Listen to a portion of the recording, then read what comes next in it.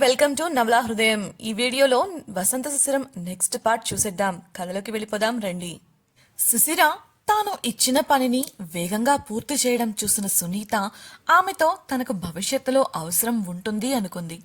ఎలా అయినా శిశిరను తన కంట్రోల్లోకి తెచ్చుకొని ఆమె ద్వారా తను అనుకున్నది సాధించాలని నిర్ణయించుకుంది. ఉమకు పట్టిన పనిదయం బారి నుండి తప్పించుకోవడానికి వీణ మధును తీసుకొని ఒక పాత అమ్మవారి గుడికి వెళ్ళింది. అక్కడున్న పెద్ద ఆయనకు పరిస్థితి వివరించగా ఒక నిమ్మకాయ ఇచ్చి దాన్ని ఉమ దిండు కింద పెట్టమని సలహా ఇస్తాడు అతడు. మీ దక్షిణ ఎంత అంటూ డబ్బులు ఇవ్వబోయిన మధును అతడు కోపంగా చూడగా పక్కనే ఉన్న మనిషి, ఇక్కడ దక్షిణలు ఉండవు, విషయం తెలియకుండానే వచ్చేశారా? దక్షిణకు బదులు మీరు గుడి ప్రాంగణాన్ని శుభ్రం చేయాలి అనగా అద్దిరిపడింది మధు. వీణ మధు వైపు మొహమాటంగా చూస్తూ అవునన్నట్లు తల ఊపగా మధు చిరాకుగా, ఈ విషయం తెలిసే నన్ను ఇక్కడికి తీసుకొచ్చావన్నమాట, అసలే ఆ పనిదయంతోనే పడలేకపోతున్నాను అంటే ఇక్కడ కూడా పని చెయ్యాలా? పళ్ళు కొరుకుతూ అంది. అందుకు వీణ, ఒక్కరోజుకే కదా మధు, ఇవాళ ఒక్కరోజు పని చేస్తే ఇకపై ఆ దెయ్యం గోల మనకు ఉండదు. నీకు నచ్చకుండా ఇంటి పని వంట పని చేయాల్సిన బాధ తగ్గుతుంది కదా, నేనొక్కదాన్ని ఇంత పని చేయలేను కదా, అందుకే అంటూ చూసింది. మధు, అయితే అంతా కావాలనే చేశావు కదా, నువ్వేం చేసుకుంటావో చేసుకో, నేను మాత్రం ఈ పని చెయ్యను, వెళ్తున్నాను అంటూ విసవిస బయటకు నడిచింది మధు. పక్కనే ఉన్న మనిషి ఆమెను చూసి నవ్వుకొని, పెద్దసామి, ఆ పిల్ల చేయదట కాని మనకెందుకులేండి ఈ గోల, ఆ నిమ్మకాయ తీసేసుకుని ఆ పిల్లకు రక్ష కట్టి పంపేయండి, ఆ దెయ్యంతో ఆ పిల్ల తంటాలేవో ఆమెనే పడుతుంది, పెద్దగా మధుకు వినపడేలా అరుచి మరీ చెప్పాడు. అందుకు వీణ వెళుతున్న మధుతో, అయ్యో మధు ఆగు, లేదంటే మనం దెయ్యం చేతిలో చావు దెబ్బలు తినాలి, ముఖ్యంగా ఇకపై ఆ పనులన్నీ నువ్వే చేయాల్సి వస్తుంది అనడంతో గుడి ద్వారం బయటకు అడుగు పెట్టబోయినదల్లా వీణ మాటలు విని ఆగిపోయింది మధు. కోపంగా వెనక్కు తిరిగి, నేనే చెయ్యాలా, ఎందుకు చెయ్యాలి అని ప్రశ్నించింది. అందుకు వీణ తడబడుతూనే, నేను రక్ష తీసుకొని ఇక్కడ అంతా శుభ్రం చేయబోతున్నాను, రక్ష కట్టుకుంటే నా జోలికి ఏ దెయ్యాలు భూతాలు రావు, కాబట్టి ఇకపై ఆ పనులన్నీ నువ్వే చేసుకోవాలి, నువ్వు ఇవాళ ఈ సాయం చేయకపోతే నేను చేసేది ఇదే అని కాస్త ధైర్యం చేసి స్థిరంగా చెప్పేసరికి కోపంగా పళ్ళు కొరుకుతూ చూసింది మధు. ప్రేమ నివాసం డైనింగ్ టేబుల్ వద్ద ఒంటరిగా కూర్చొని భోజనం చేస్తోంది శిశిర. అలా ఒంటరిగా కూర్చోవడం ఆమెకు అస్సలు నచ్చలేదు. రోజు వసంతతో కలిసి భోజనం చేయడం అలవాటై ఇవాళ ఒంటరిగా తినాలి అంటే సహించడం లేదు. కాని తప్పక తింటూ మనసులో, ఈ వాసు గారు ఎందుకు ఇవాళ ఇంత ఆలస్యంగా వస్తానన్నారు, భోజనం కూడా బయటే చేస్తారట, అదేదో నేను వంట చేయకముందు చెబితే నా పనులు నేను చేసుకునేదాన్ని కదా, అయినా ఆయన ఎందుకు ఇవాళ రానన్నారు అనుకుంటూ తన ఫోన్ చేతికి అందుకొని అందులో వసంత్ పంపిన మెసేజ్ను చూసింది. నాకు రావడానికి ఆలస్యం అవుతుంది, నువ్వు తినేసి పడుకో, నేను డిన్నర్ బయటే చేస్తున్నా అన్న వసంత్ సందేశం చూసి దీర్ఘంగా నిట్టూర్చింది శిశిర. త్వరగా భోజనం ముగించుకొని తన గదికి వెళ్లబోతూ రోజు వసంత్ కూర్చునే స్థలాన్ని ఒకసారి చూసి తన గదికి వెళ్లిపోయింది. ఎక్కడో ఆలోచిస్తున్న ఆమెకు అకస్మాత్తుగా ఏదో గుర్తొచ్చి, ఎస్, ఇది ఆ పని పూర్తి చేయడానికి మంచి అవకాశం, వెలిగిపోతున్న ముఖంతో మనసులో అనుకుంటూ కబోర్డ్ తెరిచింది. తనకు కావలసిన వస్తువులన్నీ తీసుకొని మంచంపై కూర్చొని తన పనిలో మునిగిపోయింది. తను ఆ పనిలో పడి ఎంత సమయం గడిపేసిందో ఆమెకే తెలీదు. అర్ధరాత్రి అవుతుండగా ఇంటికి చేరుకున్నాడు వసంత్. తన గదిలోకి వెళ్లబోతున్న వాడల్లా ఆగి శిశిరను చూడాలి అనిపించడంతో మెట్ల మీదకు వెళ్లాడు. గదిలో ఉన్న శిశిర ఫోన్ రావడంతో ఎత్తి మాట్లాడుతూ ఉంది. అవతల వ్యక్తి అడిగిన ప్రశ్నకు, ఆ పనిలోనే ఉన్నాను బంగారం, నేను చెప్పినట్లే రేపటికి నీకు డేటా అందుతుంది అని బదులిచ్చింది శిశిర. అందుకు అవతల వ్యక్తి ఏదో చెప్పగా, ఈ మధ్యనే కదా జాయిన్ అయ్యాను, అన్నీ ఒకేసారి జరగాలంటే ఎలా కుదురుతుంది చెప్పు, వీలు చూసుకొని పని పూర్తి చేస్తాలే అని అంది శిశిర. అవతల వ్యక్తి అందుకు ఒప్పుకోగా Shishira, okay issue, love you too, bye అంటూ ఫోన్ కట్ చేసింది. ఆమె మళ్లీ తన పనిలో పడిపోగా ఆమె గది బయట ఉన్న వసంత్ ఆమె మాటలు విని సంకట స్థితిలోకి జారిపోయాడు. శిశిర మరొకరికి లవ్ యూ చెప్పడం ఏంటి? అది కూడా ఇప్పుడే కదా పని మొదలుపెట్టింది అంటోంది. తను అసలు దేని గురించి మాట్లాడుతోంది? కంపెనీలో తను మొదలుపెట్టిన ఇంటర్న్షిప్ గురించా, లేక ఇంకేదైనానా అని అతడి మెదడు ప్రశ్నిస్తుంటే మనసు మాత్రం అలాంటి అనుమానాలు పెట్టుకోకు, ఎవరో పాత స్నేహితురాలు అయ్యుంటుంది అని సర్ది చెప్పి అప్పటికి వచ్చిన అనుమానపు ఆలోచనలను తోసిపుచ్చింది. కానీ శిశిర ఒకరికి ఐ లవ్ యూ అని చెప్పడాన్ని మాత్రం అస్సలు తీసుకోలేకపోతున్నాడు వసంత్. అది అతడిలో జలసీని పెంచడంతో పాటు ఆ వ్యక్తి ఎవరై ఉంటారో కనుక్కోవాలన్న ఆసక్తిని పెంచింది. తనకు కాక మరొకరికి లవ్ యూ చెప్పిన శిశిరపై అలిగి ఇక ఆమె గదిలోకి వెళ్లకుండా నేరుగా తన గదికి చేరుకున్నాడు వసంత్. గదిలో పని చేసుకుంటున్న శిశిర ఫోన్కు ఒక సందేశం రాగా తెరిచి చూసింది. హాయ్ శిశిర, ఇంకా నిద్రపోలేదా అన్న సందేశం కొత్త నంబర్ నుంచి రావటం కనిపించి అనుమానంగానే మీరు ఎవరు అని రిప్లై ఇచ్చింది ఆమె. తెలుసుకోవాలని అంత తొందరగా ఉందా బేబీ? కాసేపు ఓపిక పట్టు. ఇంతకీ నిద్రపోకుండా ఈ టైంలో ఏం చేస్తున్నావు? తిన్నావా లేదా అని మరోసారి అదే నెంబర్ నుండి మెసేజ్ వచ్చింది. టైం కాని టైంలో మెసేజ్ చేసింది కాక వివరాలు చెప్పకుండా తనతో ఆడుకోవాలని చూస్తున్న ఆ ప్రక్రియకు శిశిరకు చిరాకొచ్చింది. తనకు తెలిసిన వారు ఎవ్వరూ కూడా తనతో ఇలా ప్రవర్తించరు. ఆ నమ్మకంతోనే ఫోన్ పక్కన పడేసి తన పని పూర్తి చేసే పనిలో పడింది. అయినా అవతలి వ్యక్తి మెసేజ్లు పంపడం ఆపలేదు. వరుసగా 4-5 సార్లు ఫోన్ మోగేసరికి తన పనిపైన దృష్టి పెట్టలేకపోయింది శిశిర. చిరాకుగా ఫోన్ తీసుకొని సైలెంట్లో పడేసి ప్రశాంతంగా ఊపిరి తీసుకొని పనిచేసింది. దాదాపు గంట తరువాత తన పనులన్నీ ముగించుకొని అన్నీ సర్దేసి సమయం చూడాలని ఫోన్ వంక చూసిన ఆమె షాక్ అయింది. తాను రిప్లై ఇవ్వకపోతే ఇక తనకు మెసేజ్లు రావు అనుకుంది. కానీ ఇప్పటికీ వరుసగా 15 మెసేజ్లు వచ్చాయి. వాటితో పాటు 10 మిస్డ్ కాల్స్ కూడా. ఆ మెసేజ్లను చదివిన శిశిర చిరాకుగా ముఖం పెట్టింది. కారణం అవన్నీ తను అందంగా ఉందని చెబుతూ తనను మెప్పించడానికి తన అందాన్ని పొగుడుతూ రాసి ఉన్నాయి. వేరే ఎవరైనా ఈ మెసేజ్లను చదివితే ఉన్న చోటనే ఫిదా అయిపోయి ప్రేమలో పడిపోయేవారు.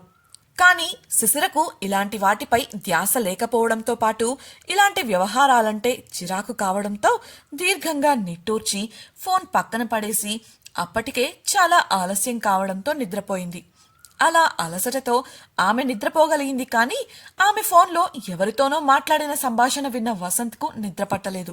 చాలాసేపు ప్రయత్నించగా ఎప్పుడో తెల్లవారుతుండగా నిద్ర పట్టింది అతడికి. తెల్లవారాక మెలకువ వచ్చిన అతడు గడియారం వంక చూడగా ఉదయం 8 గంటలు అని తెలిసింది.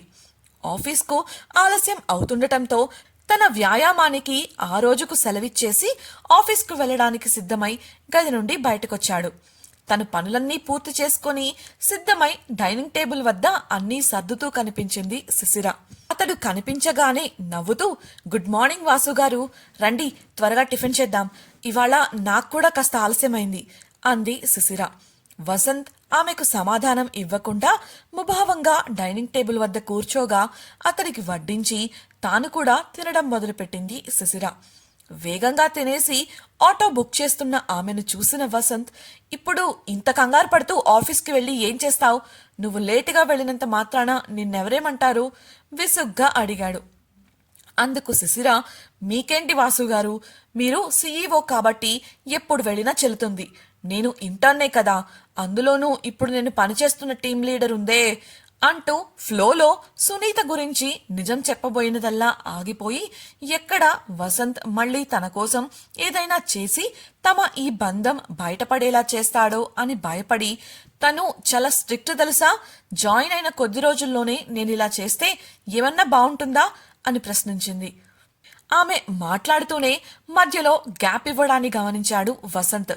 కానీ రెస్పాండ్ అవ్వకుండా ఆమె వంక చూసి చేతులు కడుక్కొని వచ్చాడు. ఇంతలో ఆటో బుక్ అవ్వడంతో బయటకు వెళ్లడానికి సిద్ధమైన శిశిర దగ్గరకు వెళ్లి అమాంతం ఆమెను గాఢంగా హత్తుకున్నాడు. ఒక్క క్షణం ఆశ్చర్యంగా అనిపించినప్పటికీ ఆ కౌగిలి అతడి అంతరంగం ఎందుచేతనో డల్లుగా ఫీలవుతున్నట్లు తెలుసుకుంది శిశిర. అతడి ముఖం కూడా వాడిపోయి కనిపించగా అతని కౌగిలిలోనే ఉండి, వాసుగారు మీరు బాగానే ఉన్నారా అని ప్రశ్నించి అతని నుదురుపై శరీర ఉష్ణోగ్రత పరిశీలిస్తూ ఆరోగ్యం ఏమైనా బాలేదా? అలా అయితే ఇవాళ ఆఫీస్కి ఎందుకు వెళ్తున్నారు? ఇంట్లో ఉండి విశ్రాంతి తీసుకోవచ్చు కదా కంగారుగా చూస్తూ చెప్పింది. అందుకతడు ఆమెను మరింత గాఢంగా హత్తుకుంటూ ఐ లవ్ యూ శశిరా అని చెప్పగా అతడలా ఎందుకు చేస్తున్నాడో అర్థం కాక అయోమయంగా నిలబడిపోయింది ఆమె. కొంతసేపటికి ఆటో వచ్చినట్లు ఫోన్లో శబ్దం రావడంతో ఇద్దరూ తేరుకుని దూరం జరగగా అతనికి బాయ్ చెప్పి ఇంట్లో నుండి వెళ్ళిపోయింది సుశిర. వెళుతున్న ఆమెను చూసి మనసులో సుశిర, నీ నోటి నుండి ఒక్కసారి కూడా నన్ను ప్రేమిస్తున్నాను అన్న మాట రాలేదు, కానీ రాత్రి ఇంకెవరికో ప్రేమిస్తున్నాను అని చెప్పావు. అసలు నీ మనసులో ఏముంది? నిజంగానే నువ్వు ఎవరినైనా ప్రేమిస్తున్నావా? అందుకే నాకు దూరంగా ఉంటున్నావా? అలా అయితే ఆ మనిషి ఎవరు అనుకుంటూ నిలబడిపోయాడు.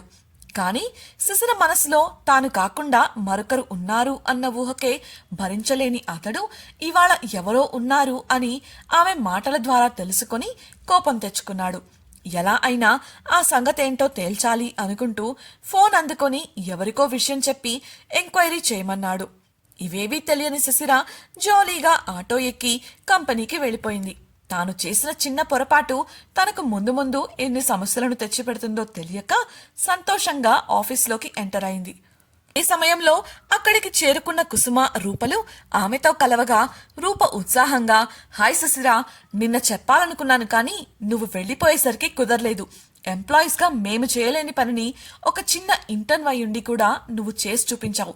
సూపర్ తెలుసా, కనీసం మెయిల్స్ చెక్ చేయడం కూడా రాని సునీకి ప్రమోషన్ ఎలా వచ్చింది అని మన టీం అంతా మాట్లాడుకుంటున్నారు. చేత్తో పని లేకుండా చెంప చెళ్ళుమనిపించావు. ఇప్పుడు ఆ సుని పీక్కోలేక లాక్కోలేక చస్తుంది తెలుసా అని చెప్పగా నవ్వి ఊరుకుంది శిశిర. కుసుమ చుట్టూ చూసుకుంటూ ఆపురూపా, ఎవరైనా వింటే మళ్ళీ మనకే సమస్యలొస్తాయి. ఆ సోనీకి తెలిస్తే మన ఉద్యోగం ఊడేదాకా వదలదు అంటూ కసిరింది. రూపా ఎహె పో అక్క, దానికంత సీన్ లేదు. నువ్వే అనవసరంగా భయపడుతున్నావు. మన మేనేజర్ అండ చూసుకొని అది ఎగిరెగిరి పడుతుంది, కానీ మన భాస్కర్ గారికో లేదంటే సీఈఓకో ఈ విషయం తెలిస్తే సీటు చించి బయటకు తరిమేస్తారు దాన్ని. ఒక్క పని చేయడం చేత కాదు, దానికెవడక్క ఉద్యోగం ఇచ్చింది? కంత్రి వేషాలు వేసే కదా ఇక్కడి దాకా వచ్చింది చిరాకుగా అంది. అయినప్పటికీ కుసుమ కంగారుగా దిక్కులు చూస్తుంటే పదండి కుసుమ గారు, ఇక్కడెవ్వరూ లేర్లే కాని అంటూ లిఫ్ట్ వైపు నడిచింది శిశిర. కాస్త దూరంలో నిలబడి వీరి సంభాషణ విన్న సౌమ్యకు అనుమానం మొదలైంది. అదే విషయాన్ని పక్కనే వెళుతున్న అటెండర్ను పిలిచి శిశిరను చూపిస్తూ ఆ అమ్మాయి ఎవరు అని ప్రశ్నించింది. అందుకతడు ఆ అమ్మాయి ఈ మధ్యనే మా కంపెనీలో జాయిన్ అయింది మేడం, ఇంటర్న్. అయినా ఎందుకు అందరూ తన గురించే అడుగుతున్నారు అయోమయంగా ప్రశ్నించాడు.